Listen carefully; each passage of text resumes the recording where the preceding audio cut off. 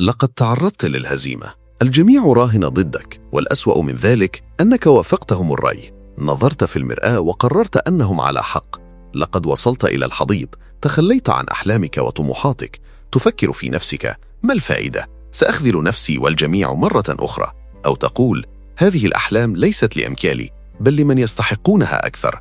لو كنت أمامي لصفعتك لغبائك وخطئك الفادح. أتعرف مشاهد القتال في الأنمي حيث يسحق البطل في الأرض ويعتبر الجميع قد استسلموا؟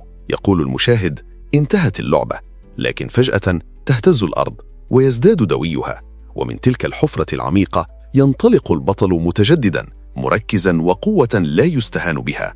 هذا أنت بعد أن تطبق النصائح السبعة التي سأشاركك معك.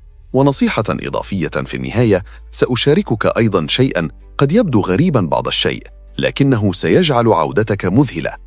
أولا، عليك أن تفهم شيئا ما: الحياة كالموج، رحلة صعود وهبوط، وفيها تذبذب طبيعي يشمل كل شيء، بما في ذلك مشاعرك ومقدار ربحك أو خسارتك. الحكماء الحقيقيون يدركون أن الأمور عندما تسير على ما يرام ستمر، وكذلك عندما تسوء ستمر أيضا. لذلك ينصحون بالتواضع عندما تسير الأمور على ما يرام. كن ممتنا، شاكرا، مثابرا، ادعو الله، توقع السقوط واستعد له، وكن واثقا واعمل بجد عندما تسوء الأمور. تجاهل الانتقادات، تجاهل أفكارك، ركز على الخطوات التالية. شمر عن ساعديك واستعد للعمل الجاد. إذا كنت تمر بمرحلة صعبة فاستمر. هل فهمت؟ الآن وقد اتضحت لك هذه الفكرة فقد ارتقيت بحكمتك. ستجنبك الكثير من الألم في الحياة، صدقني. حسناً، الآن لنعد إلى الموضوع. أولاً، قلل من محيطك. بيئتك تؤثر عليك أكثر مما تتصور. قد تكون هي السبب الرئيسي لوجودك في هذه الحالة. إذا كان محيطك مزدحماً وفوضوياً وغير منظم وغير مقصود فسوف يثقل كاهلك.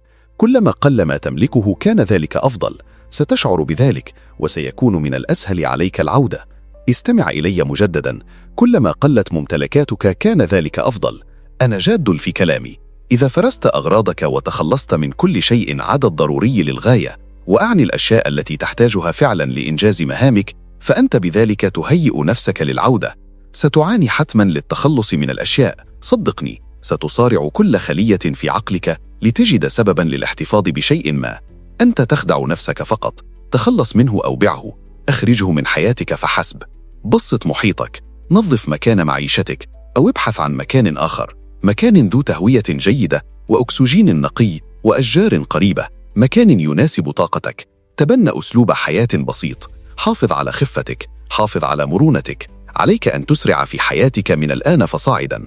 لا تدع شيئا يعيقك. أنت تحضر لأكبر عودة في حياتك. كن جادا. ثانيا، قلل من تفاعلاتك. هذا نهج مشابه لنهج أسلوب الحياة البسيط، لكنه يتعامل مع